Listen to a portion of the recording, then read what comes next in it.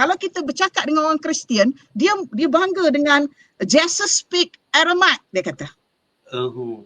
Dia bangga, Jesus speak Aramaic. Tapi bila dikaji balik, dalam Bible tu sendiri, ada sebut perkataan Aramaic tu, that is a Arabic language.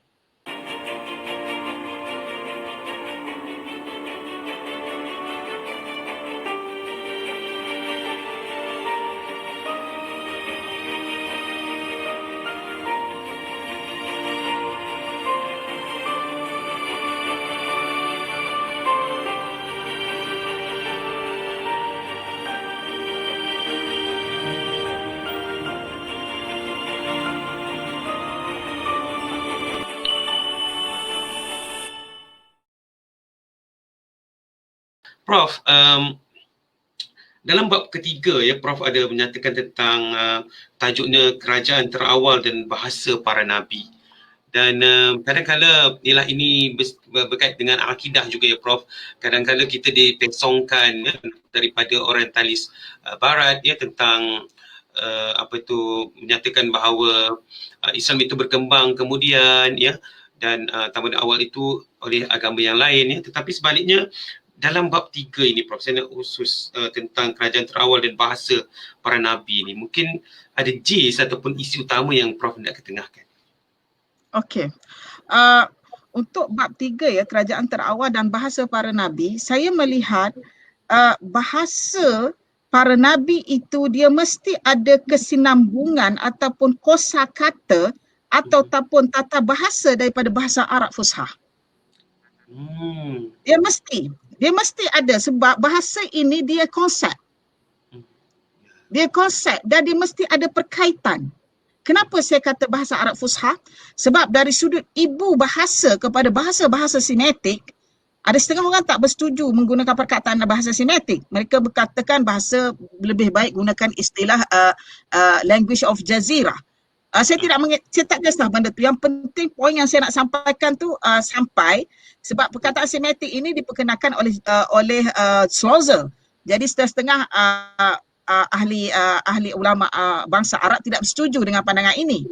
Tetapi saya tidak jadi masalah buat masa sekarang. Saya menggunakan perkataan semetik itu juga, iaitu bermaksud berasal daripada bahasa yang berasal daripada anak-anak Sam bin Nuh.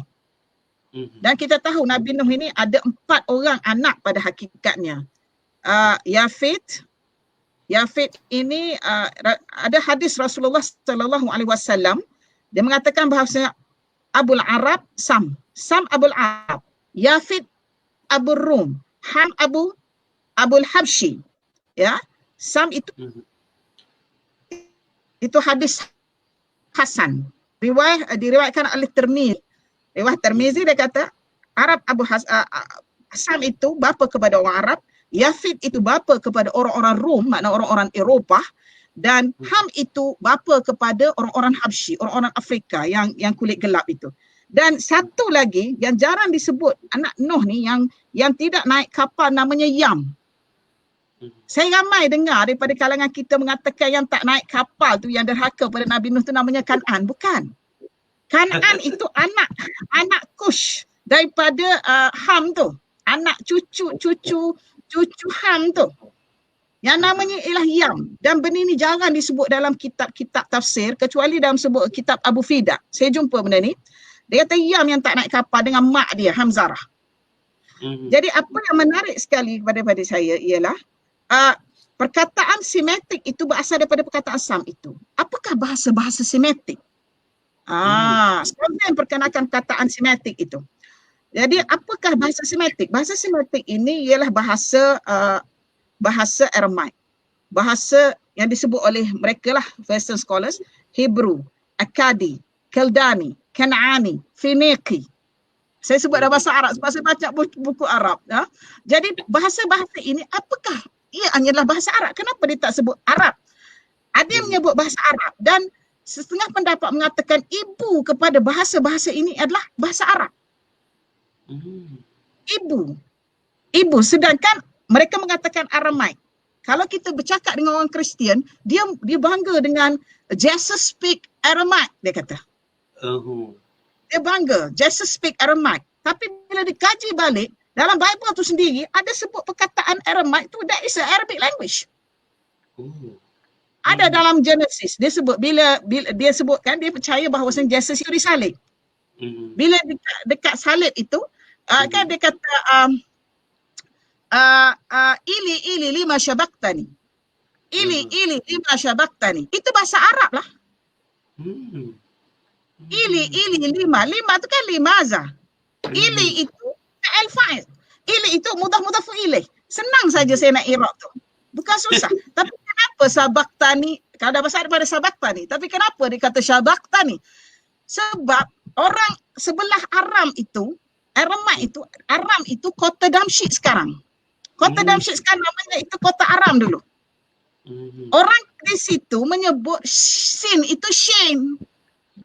Dia macam kita yang orang Mesir sekarang, dia tak sebut jim kan, dia sebut gamal kan. Gamal. Sebenarnya gamal. Jadi itu masalah dialek disebabkan berbeza tempat. Itu seperti bahasa dalam Quran itu. Sebenarnya cuma dialek disebabkan perkataan sin ditukar jadi shin, jin ditukar jadi ga. Jadi sebenarnya benda yang sama. Jadi saya membuat kesimpulan daripada berlaku perubahan-perubahan yang datang ni daripada, sebab benda ni kan dah lama daripada setiap ummah itu berbeza pemikiran, perubahan kingdom, perubahan ekonomi, perubahan sakafah, pemahaman teologi. Dia melibatkan kepada pemahaman bahasa dan penulisan simbol. Nampak? Jadi tetapi walau bagaimanapun pergi jauh, tetapi konsep bahasa itu tidak berubah. Sebab perbualan dalam Al-Quran itu sendiri pun dalam bahasa Arab. Ada orang tanya, memanglah bahasa Arab sebab Quran itu bahasa Arab. Tetapi kita perlu ingat, itu word of God. Quran itu word of God. Dan ada perbualan direct face to face. Kalau dikaji dalam Quran itu ada fi'il amar, banyak fi'il amar. Dia bukan bahasa saduran yang diberitahu, kemudian bahasa saduran kemudian diberitahu kepada Rasulullah SAW oleh para malaikat mengatakan begini-begini. Dia sadur balik. Bukan. Dia ialah bahasa direct sebab ia gunakan fi'il amar. Maknanya bagi saya, alhamdulillah saya bersyukur Allah bagi saya ilham yang begini. Dan saya yakin dengan maklumat ini, dan ia bahasa yang dibualan Allah Subhanahu Wa Taala adalah bahasa Arab Fusha. Dalil kecil yang saya boleh bagi di sini ialah perbualan kita dengan Allah Subhanahu Wa Taala setiap hari. 5 kali sehari kita berhadapan dengan Allah Taala mesti dalam bahasa Arab Fusha. Dalam salat kita berbual dalam bahasa Arab Fusha dengan Allah Subhanahu Wa Taala kan? Kenapa kita tak berbual dalam bahasa lain? Kalau kita tersebut saja perkataan Melayu, satu perkataan tak sah salat kita. Apa maknanya tu? Bahasa Allah Ta'ala adalah bahasa Arab Fusha. Dan saya kajian berlatar belakangkan kajian pemikiran bahasa dan falsafah nahwu Arab. Bila kita lihat di sini bahawasanya perkataan-perkataan fi'al amar yang cukup kuat dalam Quran itu menunjukkan bahasa itu direct min Arabic. Di antara perbualan Allah Ta'ala dengan Adam AS, perbualan dia mengarahkan Adam AS dengan zaujah Adam AS, dan perbualan dia dengan malaikat itu sendiri. Saya seleka menyebut kepada anak-anak murid saya tentang surah Al-Baqarah ayat 30 yang mana Allah Subhanahu Wa Taala pernah ditanya balik oleh malaikat bila dia kata qala inni ja'ilun fil ardi khalifah, malaikat jawab balik, ataj'alu fiha man yufsidu fiha wa yasfiku ad-dima wa nahnu nusabbihu wa bihamdika wa nuqaddisu lak. Apa maksudnya? Kalau siapa yang tahu nahwu dan saraf Arab dengan dalam, dengan baik, boleh tafsirkan, boleh tulis satu buku tu daripada ayat itu sendiri. Apa maksudnya tu? Ataj'alu fiha, penggunaan hamzah di situ. Hamzah itu bukan hamzah. Apa perbezaan kenapa malaikat menggunakan perkataan ataj'alu, penggunaan hamzah? Kenapa malaikat tak guna hal? Apa bezanya letak hal dengan hamzah kat situ? Penggunaan hamzah ataj'alu fiha itu menunjukkan yang makhluk Allah Subhanahu Wa Taala nak jadikan tu tak jadi lagi, tengah duk jadi. Ini ja'ilun fil ardi khalifah. Aku ni sekarang tengah menjadikan khalifah atas muka bumi ni. Tengah menjadikan, itu ja'ilun tu fa'il isim fa'il, tengah menjadikan. Jadi tu yang malaikat balas balik, ataj'alu fiha, mu nak jadikan lagi kah atas muka bumi ni man yufsidu fiha, yang merosakkan, wa yasfikud dima, dan merosakkan dan bertumpah darah. Dan kami ni bertasbih kepada kamu siang dan malam. Malaikat tanya balik, ataj'alu fiha man yufsidu fil ard wa yasfikud dima. Perkataan di sini yasfikud dima itu bertumpah darah.